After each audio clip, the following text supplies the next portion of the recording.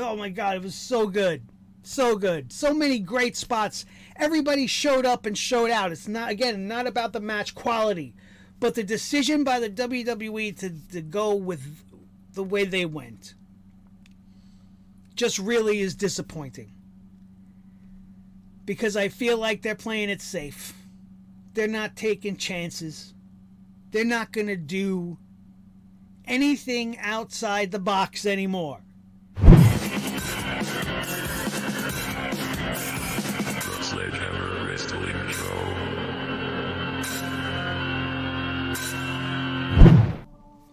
Hey yo, and what is up, gang? Thank you for checking out the Sledgehammer Wrestling Show right here on Sledgehammer TV. My name is Nick Nightmare, and in this episode, we are going to talk about last night's Money in the Bank PLE and the return of R-Truth, which is really what made this pay-per-view PLE as good as it was. I'll tell you this right now. If R-Truth did not return at the end of this show in the way that he did, this show was pretty much just a mediocre show. And that's not due to the quality of the matches.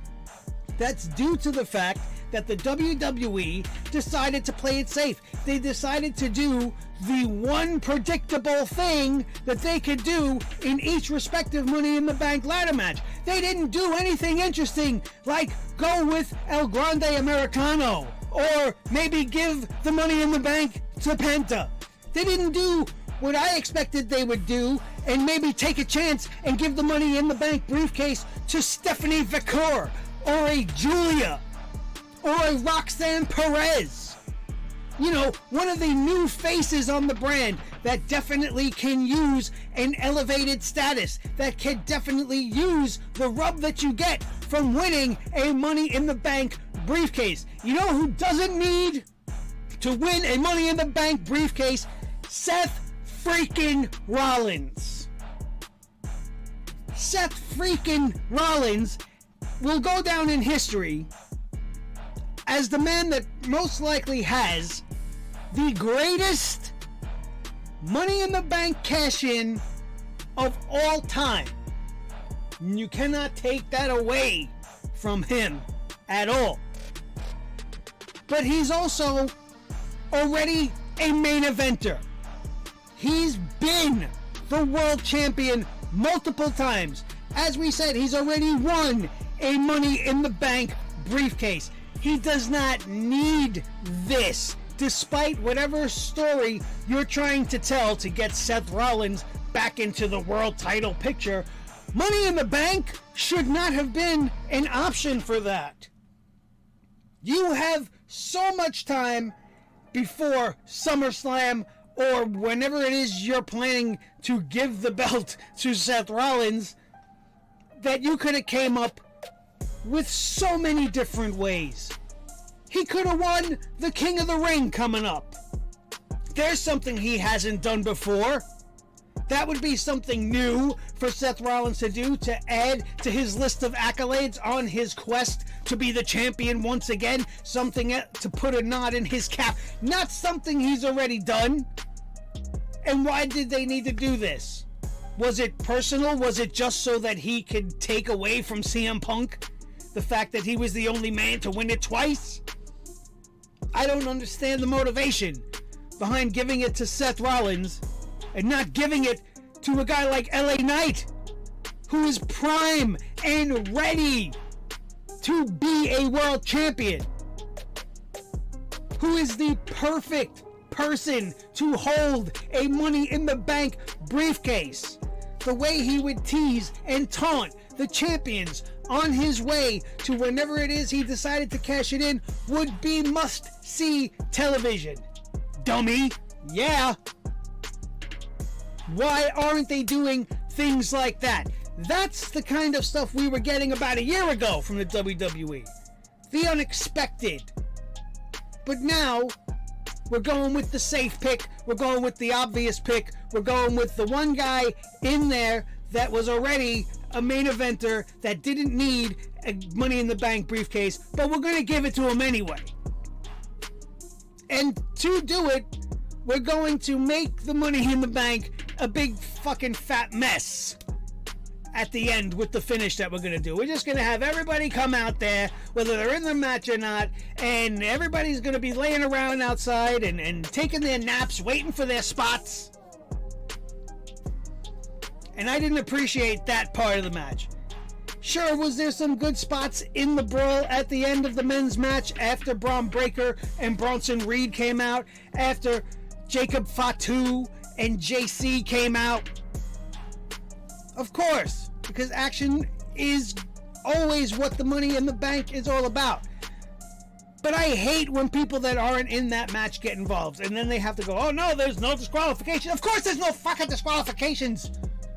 You're hitting people with ladders. You're using inanimate objects as weapons.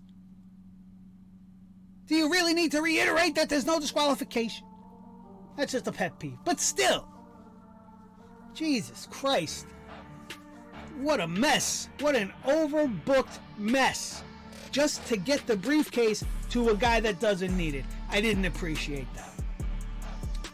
And I could say the same thing about the women's side. Of all of the competitors in there, Alexa Bliss has already won a Money in the Bank briefcase. And had she won last night, I wouldn't really be complaining because she just came back.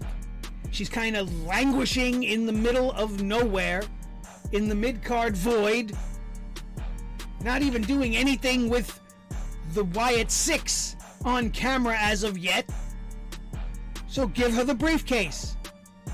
Bring her back up to where she was when she left. That could be the argument made for Alexa winning. Rhea Ripley does not need a Money in the Bank briefcase. I make the same argument for Rhea as I would Seth Rollins. Here's a woman who's been multiple-time world champion. Right, she hasn't already won the briefcase, so at least there's that. Wouldn't be like they're just doing it again. But I think, despite how much everybody loves Rhea, I think everybody's tired of seeing her on top, much like what's going on with Becky. Right? The fans still kind of love Becky, but it's just like we're tired of seeing her keep winning everything. It's the Charlotte Flair effect. Stop winning everything. Stop always beating all the new people. And Rhea Ripley winning this thing would have triggered the same emotion in me as Naomi winning this thing, which is what actually happened. And again, this is not a slight against Naomi. I dig her change in character. I respect her 16-year grind to get to where she is. But it's not like she's never been the champ. She's a former world champion. She's gotten herself back up the card just with the last feud with Jade and Bianca and her new character and her new theme music and this whole new thing. She's definitely got something going on that she didn't necessarily need the Money in the Bank. She's already elevated. She's already up there. And you don't need a reason for Naomi to challenge Tiffany Stratton if she wanted to. They have history already. So it would have made sense for one of the new 3 girls on the roster who just got there, who are all fucking awesome, who all have made history in their own way in other places. Roxanne in NXT, Stephanie Vaquer everywhere she fucking goes, Julia the same. Those were the choices. And to me, the unpredictableness of this match was, which one of these 3 are they going to go with? Because I thought the other 3 were in there just to make sure the match went smooth. Put 3 veterans in with 3 new girls, and they used that dynamic in the match, and they pulled off some tremendous spots. The double devil's kiss. Oh my god, it was so good. So good. So many great spots. Everybody showed up and showed out. It's not, again, not about the match quality, but the decision by the WWE to go with the way they went. just really is disappointing. Because I feel like they're playing it safe. They're not taking chances. They're not going to do anything outside the box anymore. They're full of corporate bullshit now. It's plastered all over the ring. Does it take away from your enjoyment of the matches? Probably not. But it's fucking annoying. All the fucking sevens on the turnbuckles in the corner. It looked like the fucking Riddler showed up and threw goddamn question marks all over the ring from far away. You couldn't tell if it was a 7 or a question mark. And you got the Prime logo on top, and then the canvas all spattered with all bullshit. It reminded me of when I used to go to my friend's house and they used to put random stickers all over their fucking rings. And I'd be like, what are you doing? Why would you fucking do that? What do you want G.I. Joe and Transformer stickers on your fucking wrestling ring? Well, I understand the business aspect of it. You want to get money, you're going to get paid, alright. But do you have to be so aggressive with it? Does it have to be so many different things? Remember when a pay-per-view used to be sponsored by one fucking company? In your house, sponsored by Snickers. And then we didn't have a fucking match with a dancing fucking Snickers bar. And if the Snickers bar versus The Miz, brought to you by fucking Snickers. No!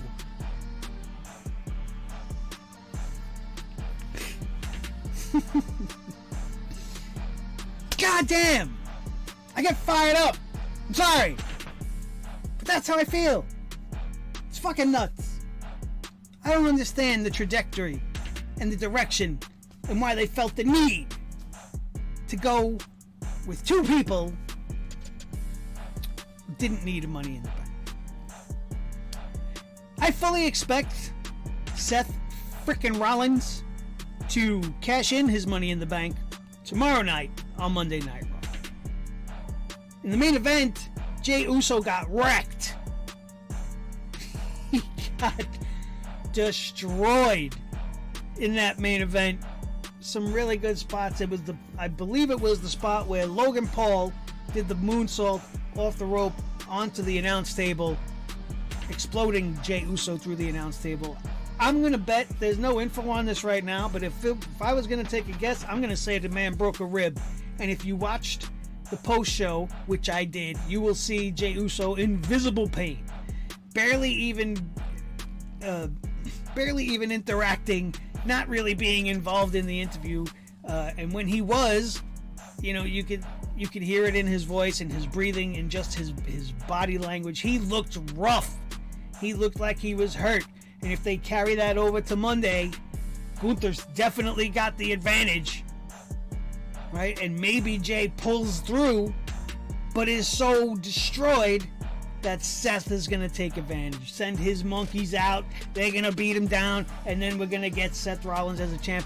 I hope that's what happens. Not because I dislike Jey Uso, because I love Jey Uso. I think his championship run has been meh at best, but I'm glad it's happened. I'm happy for the guy. Everybody loves to eat. And I can see why.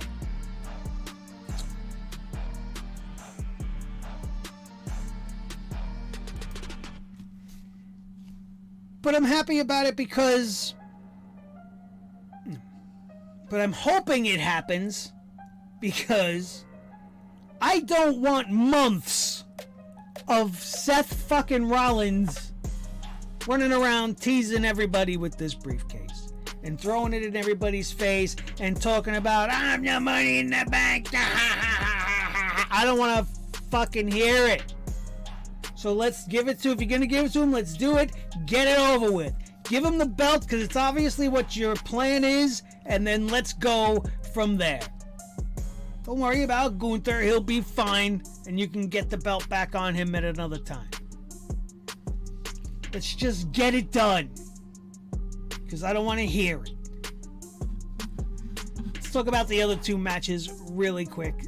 Lyra Valkyria defending the Intercontinental Championship against Becky Lynch, but it was not to be. Once again, this was a good match between the two ladies. It's not about the quality of the match, but I think Becky winning the championship here was unnecessary. Here is a prime spot for you to take Lyra Valkyria again and elevate her to the next level by having her defend successfully against a woman who does nothing but make history for the women's division, right?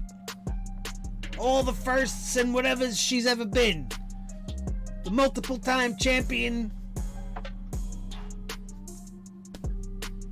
Lyra should have won, and won clean. It doesn't need to be a long drawn out story. She didn't need to lose the belt, even if the story now is her coming back for the climb to get the belt. No. This was the perfect moment. Perfect moment. Lyra Valkyria would have been looked at differently immediately following a victory here. But instead you gave the belt to Becky. For what? To elevate the status of the Women's Intercontinental Championship? You know how you elevate the status of the Women's Intercontinental Championship, everybody? Do you want to know how you do that? By having the champion successfully defend her title against qualified, overqualified in some cases, opponents.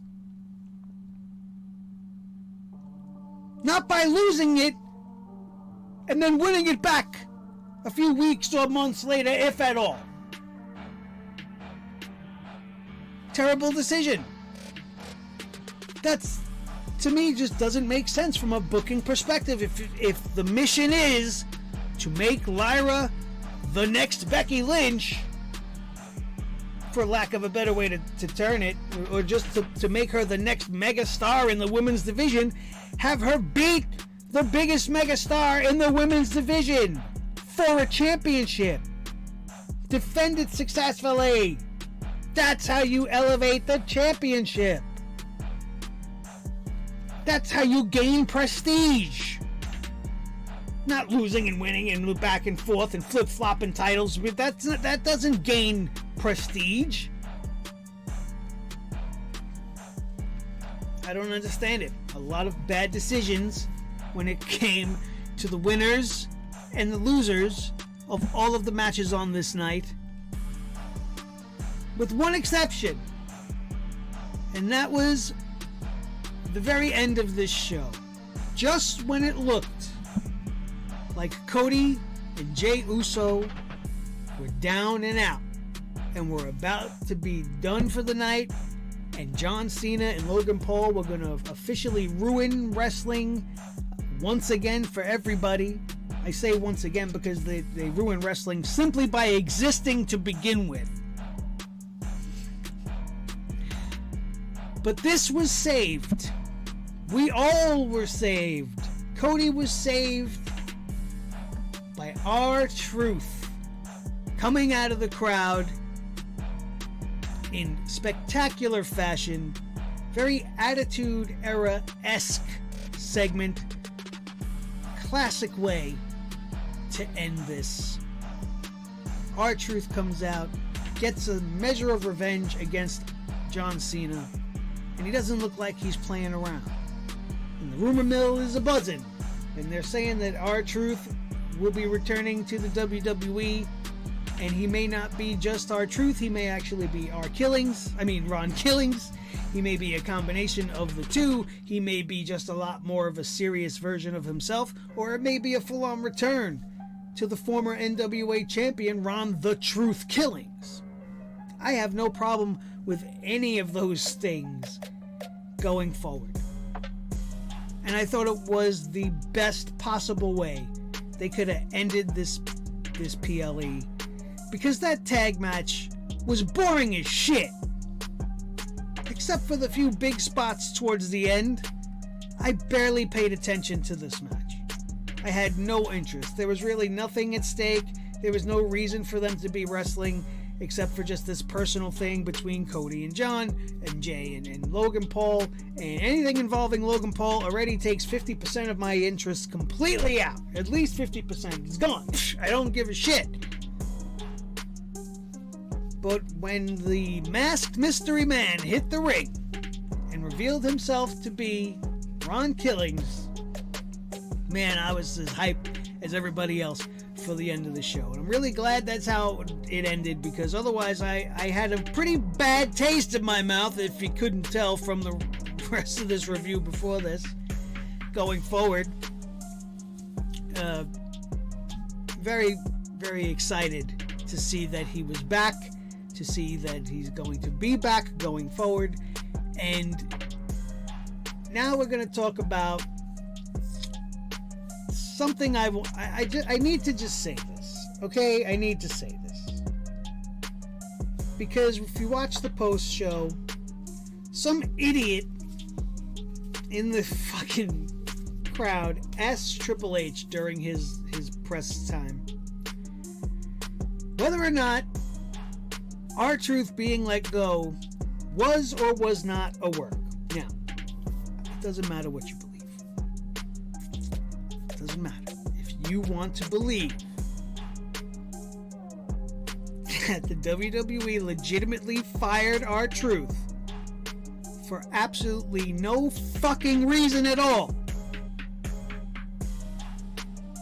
and then hired him back within 7 days because the fans on a couple of episodes in a couple of instances chanted "We want truth," and because there was a backstage uprising or backstage sadness and everybody was upset and the online outrage was tremendous, and we switched the tide and we made the big bad WWE turn around and say, you know what, we fucked up, let's bring this guy back because the fans are mad, bro. If you want to believe that, fine. I have nothing negative to say. You believe that all you want. It's a free world. You're allowed to think whatever you want to think. And if you don't want to have that illusion bursted for you, then maybe now's the time to skip ahead maybe about a minute or two, because what this was a master stroke of creative booking. This was pre-planned from the beginning. It makes sense now. All the pieces are there in retrospect. This was the plan from the jump. If you don't want to believe that, I can't help you. But listen, this was a creative masterstroke. Born from previous days. This was ripped right out of the Ruthless Aggression era. Right? This screams what happened with Matt Hardy and Edge, right? Remember when they fired Matt Hardy and then the fans were all like, rah, rah, rah, rah, rah. Oh, Matt Hardy, get fired. And then, you know, they already had this all fucking planned out. Matt Hardy was coming back. They were going to start having him jump Edge, making it seem like he was an outsider, but he was under fucking contract the whole time, and everybody bought in. Remember that? And that went on for months. This is days. Days. I think a multi-billion-dollar company gives a shit. It took them 10 fucking years to bring back CM Punk. You think your chance meant a shit? You think the fucking internet was? You think you didn't? This was Brian Gewirtz. This was Triple H. This was R-Truth. This was John Cena. This was everybody coming together and saying, you know what would fucking be great? What if we did this?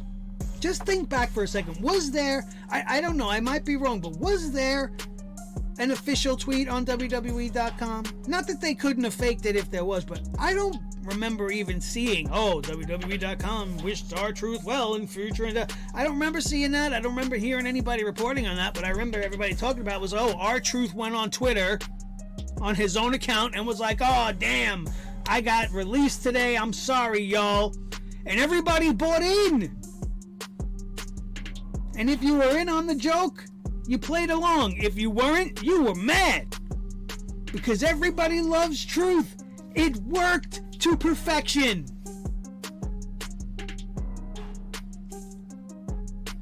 It was the plan all along. And why I want to believe that, you could tell me, well, you're crazy. You can't believe that. We did it. We did it. We changed it. Okay, great. We did it. Fine. Fine. We did it. We changed it. But I don't want to believe that, only because I want to believe that the people in the creative chairs came up with this as an idea, because maybe TV going forward will start to get more interesting again, despite the fact that they gave us the two worst, I don't want to say worst, that's incorrect, but the two most predictable winners of that match that there could be for the Money in the Bank. And then they do this at the end. And it still allows me to have hope that the future maybe ain't so dark, because wrestling has gone back a little bit. We were at peak awesomeness about a year ago, right?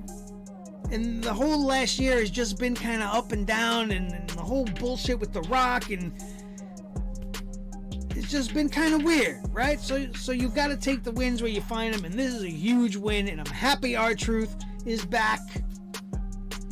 I'm excited to see what's going to come going forward.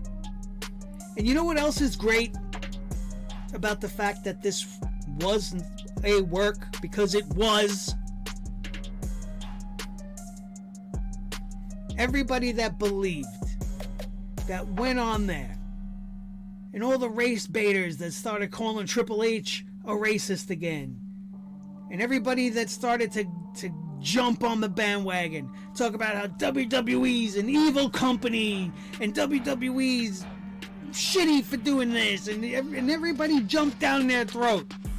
This is what you get for being loyal. How many podcasts out there probably railed the WWE in the last couple of weeks for releasing a beloved member of the roster because they bought in, and now they bought in so hard that they don't want to believe that they've been tricked. So they have to believe that we moved the needle as the fan base in 4 days. Remember how long it took us to change the fucking trajectory for Daniel Bryan? Remember the Yes Movement? That was months of protesting live. Chants that hijacked the show. We chanted "We Want Truth" like 2 times sporadically on Raw, and a couple of times on every show that was aired this week. You think it? Alright, let me stop. Because like I said, if that's what you think, I don't really want to ruin it for you. If you came this far, I already did. But, hey, listen. Good. Good for you. Good for you. There's one other thing going around that I wanted to talk about, and it's a little more controversial than even this. And it's probably going to make people think I'm losing my fucking mind. But, not. There's something going around. And everybody's talking about how Vince McMahon is looking to repurchase the WWE, and everybody's just kind of, it never happened, right? It's too much money. He don't got that much money. It is never gonna happen, right? It seems unbelievable. Seems like something impossible. But there's one man out there. You may or may not like this guy. You may or may not respect his opinions, but I do. And this man is a former writer for the WWE. He's a person that has been at the right hand of Vince McMahon, and he's a person that knows Vince McMahon very, very, very, very well. And that man is Vince Russo. And I was listening to Russo's brand the other day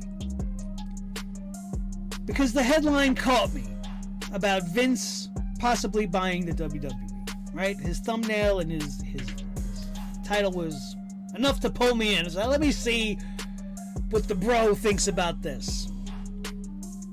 And I think this man fucking nailed it.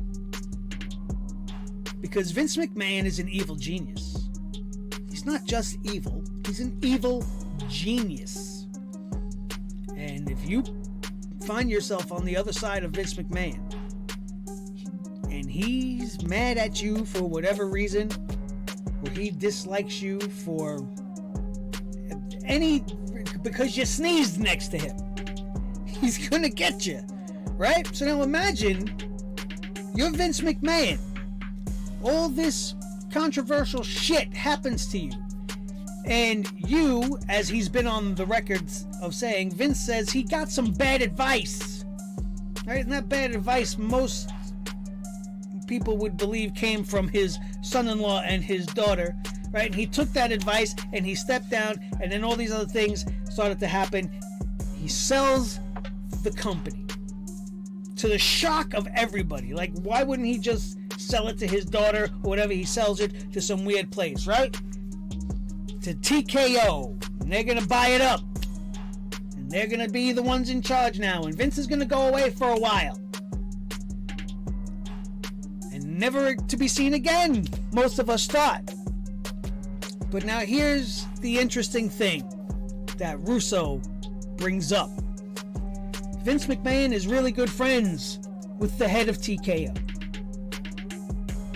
And at the inception of this deal, it is not beyond a shadow of a doubt, it is not without possibility that Vince sat down with this guy and was like, listen, I'm going to sell you this company now.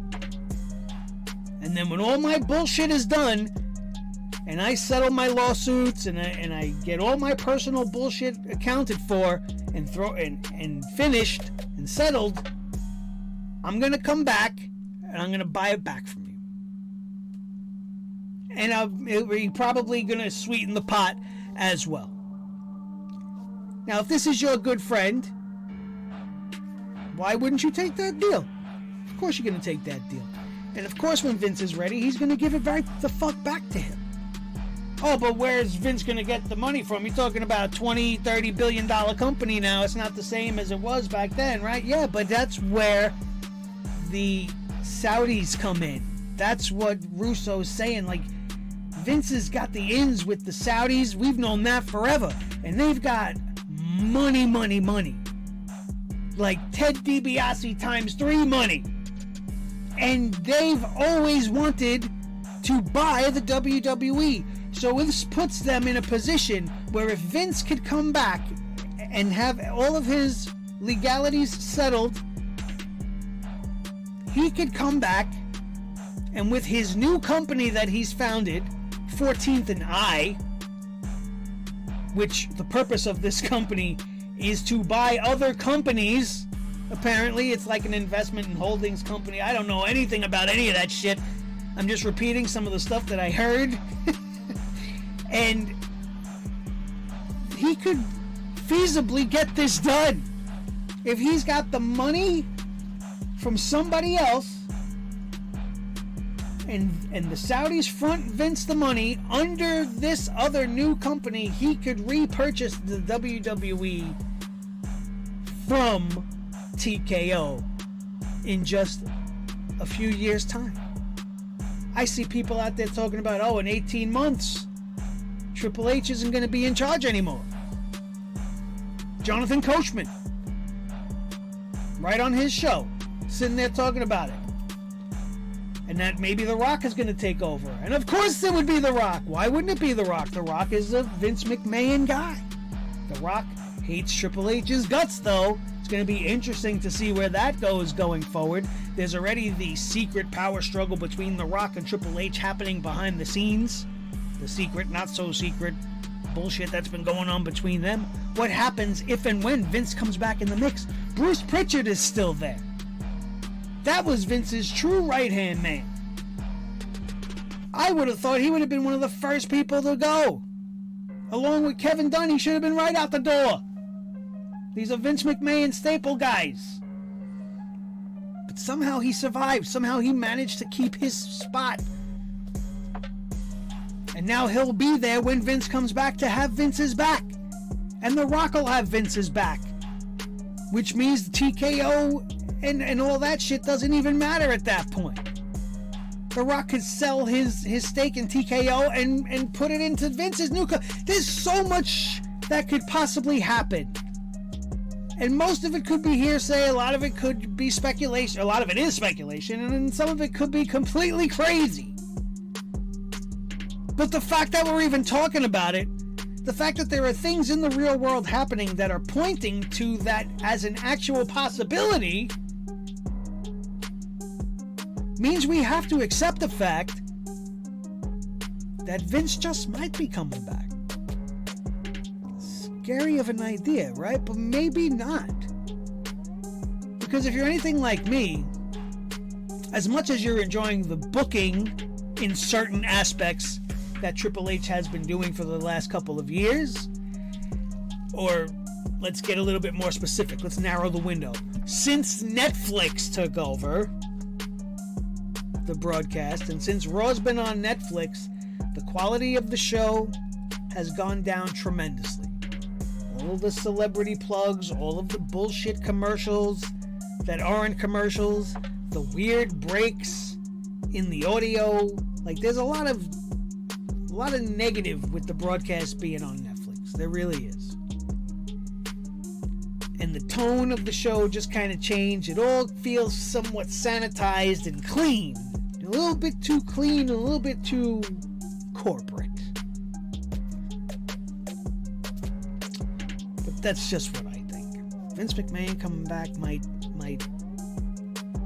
put a stop to all the logos and shit in the ring. You know? Go back to just having one sponsor and that's it for each show. But maybe not. He's a money-hungry maniac. Maybe it don't bother him the way it bothers me. I don't know. It fucking bothers me. Sorry. Just does. That's my story and I'm sticking to it. Money in the Bank was a great show as far as quality of the matches. 2 really good Money in the Bank matches. A good Women's Intercontinental Championship match. A somewhat boring tag team main event. But the return of R-Truth makes it all worthwhile. Thank you guys so much for talking shit with me. Don't forget to leave your comments down in the comment section below. Like, share, and subscribe. Do all the YouTube things. And if you want to hear me talk some shit about some more stuff, there'll be a video up on the screen either here or there. My name is Nick Nightmare. This has been the Sledgehammer Wrestling Show right here on Sledgehammer TV, only on YouTube. And we'll see you next time.